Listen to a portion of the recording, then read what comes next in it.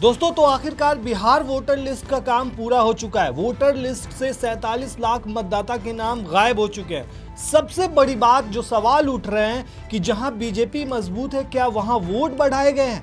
ये सवाल दोस्तों लगातार उठ रहे हैं। वहीं जिन सीटों पर महागठबंधन का मजबूत आधार है, क्या वहां पर वोटों की संख्या कम की गई है? विपक्ष ये सवाल उठा रहा है। तो चलिए जरा गौर करते हैं। वोटर लिस्ट में सबसे ज्यादा वोट अगर किसी जिले में बढ़ाए गए हैं तो वो है पटना। पटना में पहले 46,51,694 मतदाता थे।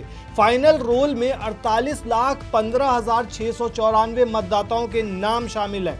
यानी पटना में कुल 1,63,000 तकरीबन मतदाता बढ़े हैं। 2024 के लोकसभा चुनाव की अगर बात की जाए दोस्तों, तो पटना जिले में लोकसभा की 2 सीटें हैं, पटना साहिब और पाटलिपुत्र। एनडीए में इन्हीं दोनों सीटों पर ही बीजेपी के उम्मीदवार चुनाव लड़े थे।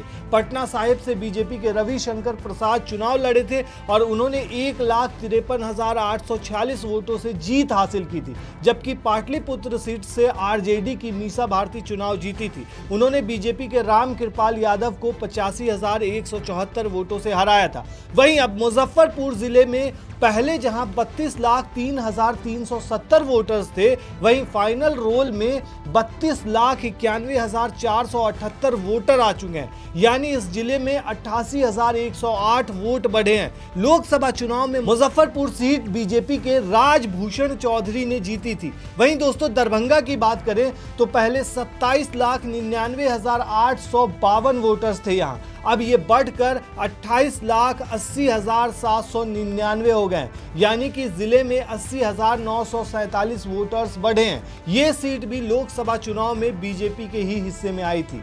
यहां से बीजेपी के गोपाल जी ठाकुर 1,78,156 वोटों से चुनाव जीते थे। अब जरा गौर कीजिए, जहां महागठबंधन का मजबूत आधार है, वहां वोटों की संख्या बढ़ने की जगह कम हो गई है। अब इन सीटों की बात करें दोस्तों, तो सारण सीट पर यादव समाज का दबदबा है और विधानसभा चुनाव में यादवों का वोट पूरी तरह से महागठबंधन के पाले में जाना तय माना जा रहा है। और अब सारण सीट की वोटर लिस्ट से 2,24,000 वोट काट दिए गए हैं। सारण जिले में पहले 31,27,000 वोटर थे, जो अब घटकर 29,03,000 तकरीबन वोटर रह गए। इस तरह से महागठबंधन के दबदबे वाले शेखपुरा में भी वोटरों की संख्या कम हुई है। शेखपुरा जिले में पहले 5,11,000 तकरीबन मतदाता थे, जो फाइनल वोटर लिस्ट में 4,93,000 रह गए। और भी कई जिले हैं जहां कहीं से वोट काटे गए हैं तो कहीं जोड़े गए। दोस्तों विपक्ष लगातार सवाल उठा रहा है कि क्या महाराष्ट्र की तरह ही बिहार में होने वाला है, क्योंकि महाराष्ट्र विधानसभा चुनाव में भी इसी तरह से वोटिंग लिस्ट में बड़ा बदलाव दिखाई दिया था। कांग्रेस की तरफ से आरोप लगाया गया था कि 105 विधानसभा सीटों पर 15,000 से लेकर के 25,000 तक वोट अचानक बढ़ा दिए गए थे। वहीं दोस्तों इस पूरे मामले पर अब राजनीति और ज्यादा तेज हो गई है।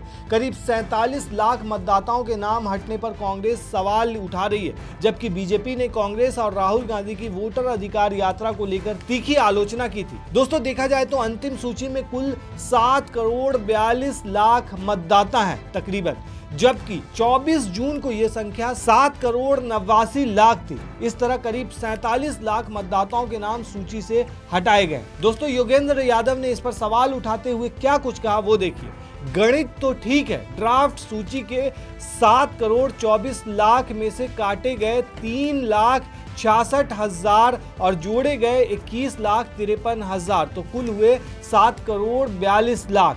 असली सवाल यह है कि जब 1 सितंबर तक सिर्फ 16,93,000 नए वोटर के आवेदन आए थे और उसके बाद आवेदन फाइनल लिस्ट में शामिल नहीं हो सकते, तो 21,53,000 नए नाम कहां से जुड़ गए? ये सवाल दोस्तों योगेंद्र यादव उठा रहे हैं। दोस्तों इतनी बड़ी संख्या में मतदाताओं के नाम हटाए जाने पर कांग्रेस नेताओं ने सीधे निर्वाचन आयोग की निष्पक्षता पर सवाल उठाए।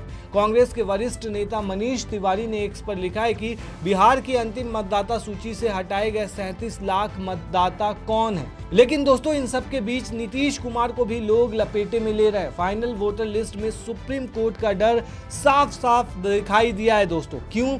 क्योंकि कोर्ट ने चुनाव आयोग को चेतावनी देते हुए पहले ही कहा था कि अगर बड़ी संख्या में वोट काटे गए तो वो एसआईआर की पूरी प्रोसेस यानी पूरी प्रक्रिया को ही रद्द कर देगा। और सुप्रीम कोर्ट की इस फटकार का असर वोटर लिस्ट में साफ दिखाई दिया, क्योंकि पहले कहा जा रहा था कि 2 करोड़ लोगों के नाम काटे जा सकते हैं। जब ड्राफ्ट लिस्ट सामने आई दोस्तों तो 65 लाख लोगों के नाम तो उसी में कट गए थे और ये दावे हो रहे थे कि ड्राफ्ट लिस्ट में शामिल 7 करोड़ 24 लाख नामों में से 15 से 20% लोगों के नाम कट सकते हैं फाइनल लिस्ट आने तक। लेकिन सुप्रीम कोर्ट में मामला पहुंचने के बाद मामला थोड़ा सा थम गया, लेकिन अब जो वोटर लिस्ट सामने आई है उसे लेकर बवाल मचा हुआ है। आपत्ति महागठबंधन को भी है तो चिंता जेडीयू में भी है, क्योंकि दोस्तों जो खबर सामने आ रही है वो चौंकाने वाली है। जिन जिन जिलों में और जिन जिन विधानसभा सीटों पर बीजेपी का दबदबा है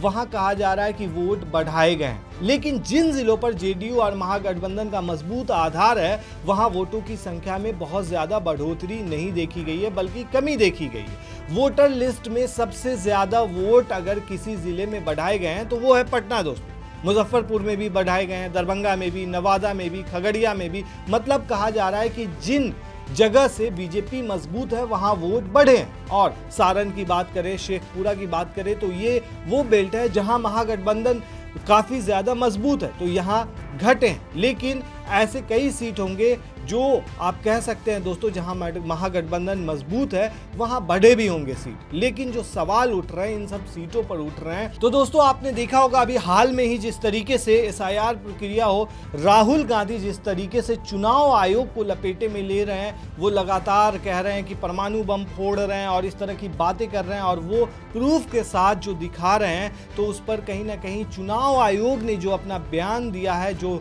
उसके ऊपर जवाब दिया है, वो कहीं ना कहीं सवालों के घेरे में भी रही है। दोस्तों इस पूरे मामले पर आप क्या कहते हैं हमें कमेंट में जरूर बताएं।